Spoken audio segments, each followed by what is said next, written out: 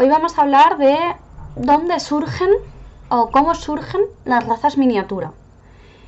Primero vamos a entender que las razas miniaturas son las que comprenden pues, perros de tamaño muy pequeño, que el peso siempre ronda entre los 2 y 5 kilos. Y las razas con un peso inferior a los 2 kilos, pues se les denomina como razas toy. Entonces, ¿por qué quiero hablar de dónde surgen los perros miniatura? Pues porque, desgraciadamente, diría que son los que más maltrato o humillación sufren, podríamos decir, porque son los más incomprendidos. Continuamente veo gente que tiene este tipo de animales y no les proporciona los recursos que necesitan.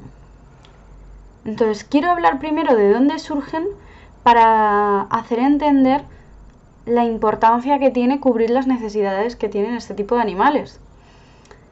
Entonces, bueno, pues os he puesto un poquito de dónde surgen las razas más populares. Obviamente no las podía englobar a todas porque cada vez hay más, son muchas. Pero bueno, primero es entender que este tipo de animales se les empezó a buscar este tipo de cruces mayoritariamente para cazar ratones. De ahí pues que todos los terrier como el Yorkshire son cazadores y cazaban animales pequeños. Según el país de procedencia, digamos, se utilizaba para cazar un tipo de animal u otro. Mayoritariamente, igual que a los ratoneros, se les utilizaba para cazar ratones, plagas pequeñas, animales que pudiesen meterse en casa. Pero en algunos países pues también se utilizaba un poco para que se metiesen en las madrigueras de pues, hurones o conejos, para que después pues, los otros animales, perros que llevaban de caza más grandes, fuesen los que apresasen la presa. Pero el ladrido que tienen estos animales, al ser tan agudo y tan digamos taladrante, pues dejaba a los animales como descolocados, y entonces pues otro tipo de perros podían aprovechar y cazar pues como decimos, ¿no? Presas pequeñas. Conocemos por ejemplo la historia del chihuahua, que sabemos que es de origen mexicano y es uno de los que consideran que sí que se originó directamente como perro de compañía. Son descendientes del techichi, que es un tipo de perro pues, que se utilizaba sobre todo en la civilización tolteca de México. Y los registros más antiguos pues, datan del siglo IX, ya sabiendo que pues, perros de este tamaño, antepasados de estas razas, ya estaban presentes entre los mayas. También tenemos, por ejemplo, perros que originalmente, pues como el Yorkshire, eran para cazar ratones, como por ejemplo es el ratón de Praga, que es una raza checa, y de hecho tienen cruces con este tipo de terriers, y originalmente pues, se utilizaban por patricios o monjes para cazar ratones, pero que después pues, estuvieron ligadas a realezas, noblezas, porque les parecían muy adorables, que es un poco lo que ha sucedido ahora. Ahora, a día de hoy, estas razas se consideran que son súper monas y adorables, y por eso nos acompañan pues en nuestro día a día, ¿no? Luego, por ejemplo, también tenemos los Spaniels, pues que también eran perros que se utilizaban sobre todo en Gran Bretaña para cazar, y de este tipo de Spaniels pues fueron surgiendo otras razas, como por ejemplo tenemos el Papillon, que es una raza pues que tiene un origen en Francia o en Bélgica, no se sabe claro, y bueno, pues a la realeza en aquel momento y a la nobleza les gustó, y de hecho pues se dice que María Antonieta, cuando fue a la guillotina, pues llevaba un papillón en los brazos. Y el nombre de esta raza pues viene porque se considera que las orejitas que tienen pues tienen forma de mariposa. Y una de las cosas curiosas es que Si tienen las orejas muy caídas, que no les hace ese efecto de alas de mariposa, se les denomina falín, que se llama polilla. Y es una forma también de, bueno, insultar, podríamos decir, a este tipo de perros que, bueno, pues que no cumplen a veces los estándares predeterminados, ¿no?, de la raza. Como curiosidad, por ejemplo, también tenemos lo que pasó con los Pomerania. Los Pomerania originalmente pesaban unos 25 kilos y eran perros ganaderos, que luego más tarde empezaron a usarse como perros de trineo, de tire. Y en algún momento, en la antigua Grecia, pues empezó a popularizarse mucho esta raza, empezó a gustarle mucho a la aristocracia y entonces se fueron seleccionando ejemplares cada vez más pequeños hasta llegar pues a lo que conocemos a día de hoy. De hecho, se consideraba el perro león porque era un perro con muchísimo carácter. También tenemos, por ejemplo, el bichón maltés, que tiene un origen supuestamente italiano, pero no porque venga de la isla de Malta, sino porque significa en semítico malat, que quiere decir refugio o puerto. Y sí que se cree que puede venir de alguna ciudad ciliciana. Los ancestros de lo que al principio era esta raza, sobre todo pues vivían en los puertos y se dedicaban a cazar ratones, como la mayoría de perros pequeños. Originalmente pues todos fueron para cazar presas pequeñas y una vez pues que digamos empezó a popularizarse alguien, pues esto es como todo, todas las razas tienen el mismo la misma línea, ¿no? El perro se dedica a cazar presas pequeñitas, en algún momento a alguien le hace gracia, empieza a criar este perro y hacerlo cada vez más pequeño y más adorable, ¿no? Que tenga pues que visualmente pues sea muy llamativo, que nos recuerde a rasgos como de cachorro, que hace que bueno, pues que siempre tengas ganas de tenerlo en brazos, de achucharlo, es un poco lo que se buscaba haciendo cada vez más pequeñas estas razas. También pasó, por ejemplo, con el piccolo. El piccolo es un galgo italiano, bueno, pues que hay restos de este tipo de perro en tumbas egipcias de hace más de 6.000 años y también se sabe que fue muy popular en Grecia y en Turquía porque hay cuadros y esculturas de esta raza, y que cuando llegó pues a Europa fueron los fenicios los que empezaron, digamos, a desarrollar lo que a día de hoy conocemos, ¿no? De hecho pues también fue muy muy visto en el renacentismo por la nobleza europea, y es algo que de hecho todavía se ve a día de hoy como logotipo, ¿no?, de elegancia. Se considera en general los galgos se consideran animales muy elegantes que llaman muchísimo la atención, pero este, al ser encima más pequeñito y más adorable, pues es como que era más llamativo. Hay que tener en cuenta que durante los últimos 25 años hemos visto cómo las razas han ido disminuyendo el tamaño a una velocidad exagerada. Lógicamente cada vez se solicita más el tamaño toy porque pues las casas cada vez son más pequeñas, tenemos un ritmo de vida muy acelerado, hay menos tiempo y la gente pues liga un poco, ¿no? Pequeño, espacio pequeño, pues si es pequeño tiene menos necesidades y nada más lejos de la realidad. Mayoritariamente esto ha surgido de lo que conocemos como line breeding, que es el cruce en la misma línea de sangre.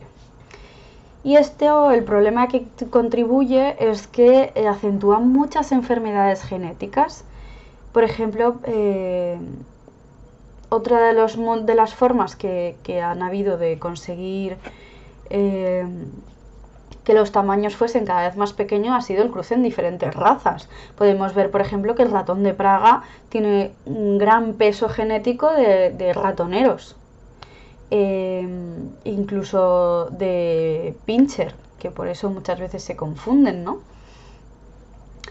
Por ejemplo, pues hemos ido viendo que en los últimos años se han ido realizando cruces con varias razas que anteriormente no tenían el gen implicado en la coloración Merle, como puede ser por ejemplo el Cocker Spaniel y el Chihuahua. Y estos perros que se consideran homocigotos para el gen Merle, que son genes dominantes, pueden acarrear problemas de salud como es la sordera y la microftalmia. Pero es que además hay otros riesgos genéticos asociados a este gen. Y es que, bueno, pues hay una mutación genética que se conoce como MDR1, que sobre todo se ve muchísimo en los Border Collies, que son los que más han sufrido con este tipo de cruces de la misma línea de sangre. Y uno de los mayores problemas que vemos es que tienen reacciones adversas a medicamentos. Que digamos que esto viene producido por una especie como de arrastre de genes o lo que llamamos autostop genético inducido por la acción del hombre.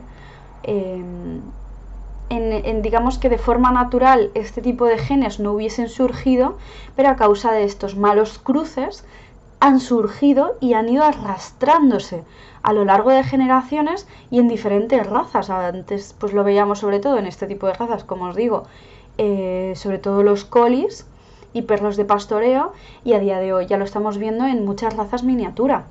En el teckel, por ejemplo, también se está empezando a ver.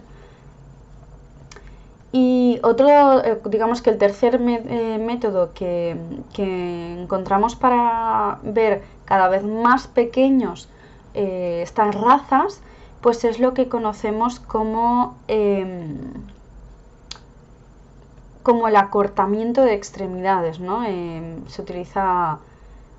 Se selecciona el rasgo de la condrodisplasia, que esto lo que hace es que las patas sean mucho más pequeñas de lo que deberían ser, que al final no deja de ser una enfermedad, y obtenemos una menor estatura y un aspecto que realmente pues hace como que sea muy gracioso porque van pegando como saltitos, ¿no?